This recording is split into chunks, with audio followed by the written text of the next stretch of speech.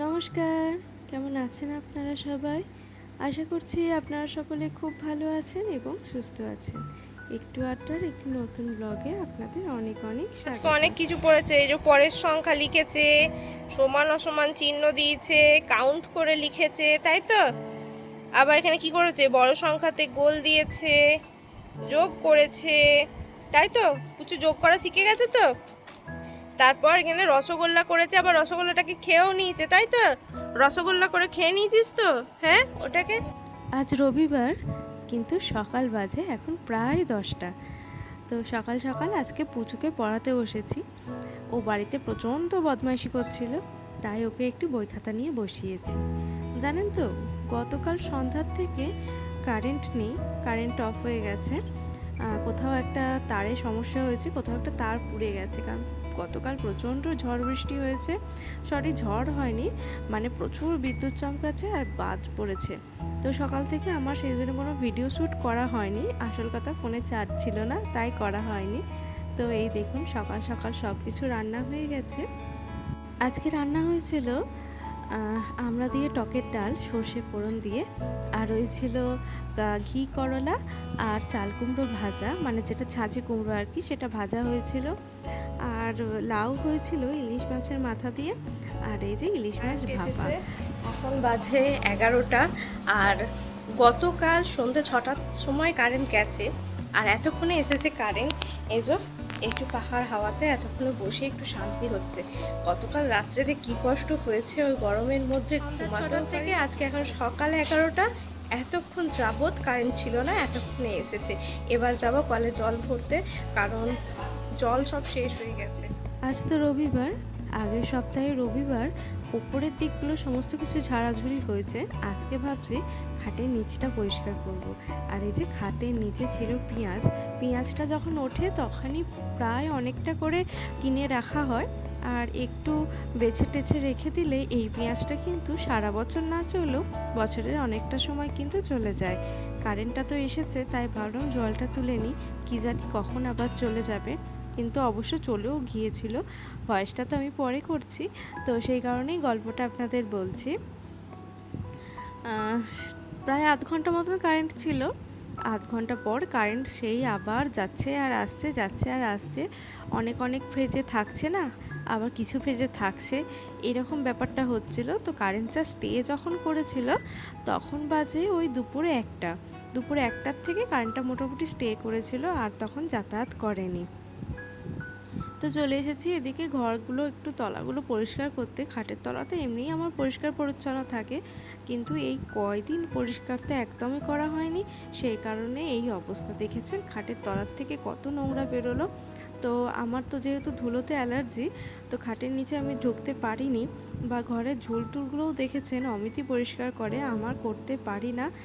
ঝুল পরিষ্কার করলে অনবরতে এত হাঁচি হতে থাকবে, আর সেই হাঁচির থেকে এক বিপদ হয়ে দাঁড়ায়। এই দেখুন তো, এটা কি ফল বলুন দেখি? আমি বাবু ছোটোবেলায় এই ফলগুলো খুব দেখেছি, কিন্তু গাছটার নাম আমি জানি না। প্রচণ্ড তেঁতো, আর ফলটা যখন পেকে যায় কি সুন্দর, মানে কি বলবো, মনে হয় যেন আকাশ থেকে অনেক প্রজাপতি একসঙ্গে নেমে আসছে, এরকম একটা দেখতে লাগে। তো বাবা এদিকে দেখলাম কাঠগুলো কাটছে, আর আমি ওই ফলটা দেখে ছোটোবেলায় সেই স্মৃতিটা একবার ঝালিয়ে নিলাম। বাবাকে বললাম একটু কেটে দাও তো, দেখি ভেতরটা কেমন। তো ভেতরটা তো আপনাদের সাথে শেয়ার করলামই।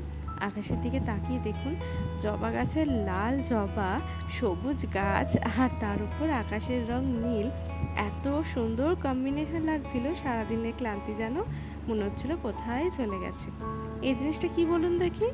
এটা হলো কচুর ডাঁটা। ওই যে বললাম ইলিশ মাছ হয়েছে, তার মাথাগুলো রেখে দেওয়া আছে। একটা ইলিশ মাছের মাথা দিয়ে করা হয়েছিল লাউটা, এখনও দুটো ইলিশ মাছের মাথা আছে, তো সেটা দিয়েই হবে এই কচুর ডাঁটাটা। খেতে না অসম্ভব ভালো লাগে। ছোলার থেকেও বাদাম দিলে আমার জন্য একটু বেশি ভালো লাগে। আসলে ছোলা থেকেও আমি একটু বাদাম ভক্তিটা আমার বেশি। ঘরের সমস্ত ঝাড়পোস্ত হয়ে গেছে, এখন স্নান ধান করে নিয়েছি, আর এখন বাজে ওই 12:30 মতন। তো আরও একটা জিনিস আপনাদের দেখায়, এই দেখুন এটা হলো মানকচু গাছের মাঝের ওই পাতাটা, দেখতেই পাচ্ছেন এখনো গুটি আছে। এই পাতাটা কেটে মানে কুচি কুচি করে কেটে তারপর সেটাকে ভাপিয়ে নেওয়ার পর এটাকে পেস্ট করে নিতে হয়। তারপরে কাঁচা লঙ্কা রসুন সব দিয়ে পেস্ট করে নিতে হয়। তেলে একটু কালো জিরে ফোড়ন দিয়ে এই বাটাটাকে নেড়ে খেলে অসম্ভব সুন্দর খেতে লাগে। গরম ভাত দিয়ে তো মানে দারুণ লাগে। আর যদিও এইসব রান্না আমি আমার বাড়িতে কখনো খাইনি, ব্যাপারটা হচ্ছে আমাদের এদেশীয় আর ওদেশীয় মিলেমিশে একাকার হয়ে গেছে। সেই জন্য এখানে এসে এই ধরনের রান্নাবান্না আমি একটু একটু করে টেস্ট করতে করতে এখন খেতেও শিখে গেছি। একটা দিন তো অমিতকেও বাড়িতে পাওয়া যায়, আর এই একটা দিনেই ঘরের যাবতীয় কাজকর্ম এবং বাইরের যাবতীয় কাজকর্ম ওকে সঁপে দেওয়া হয়।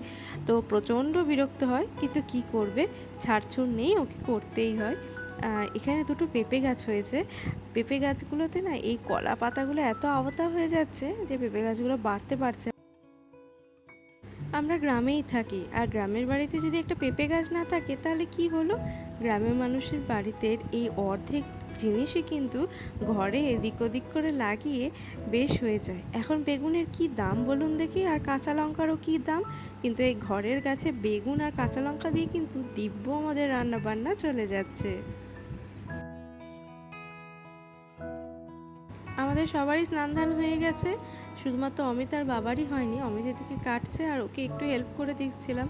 এই ধরুন একটু কাস্তেটা এগিয়ে দেবো বা মইটা ধরা বা কোনখানের পাতাগুলো আলো ছাড়তে হবে, এরকম একটু ডিরেকশন দিচ্ছিলাম আর কি, এরকম বলা যেতেই পারে। আর এদিকে দেখুন এই আনারসের খোলাটা অনেকদিন ধরেই পড়ে আছে, মানে মাথাটা। তো দেখলাম একটা ভিডিওতে এটা পুঁতে দিচ্ছে, এটা থেকে নাকি নতুন আনারস হচ্ছে। তো আমি ভাবলাম আমিও একটু চেষ্টা করি। তো দেখলেন বেশ সুন্দর সুন্দর শিকড় গজিয়েছে, আশা করি সেটা শিকড়ই হবে, দেখে যা মনে হলো। তো এই যে মাটিতে পুঁতে দিলাম। রবিবারে সারাটা সকাল এইভাবেই কেটে গেল। তো কেমন লাগলো আজকের ব্লগটি, যদি ভালো লাগে অবশ্যই একটু লাইক করে দেবেন, আর আমার ছোট্ট পরিবারের সদস্য হয়ে থেকে যাবেন। তো আজকের মতন টাটা, দেখা হবে একটি নতুন ব্লগে।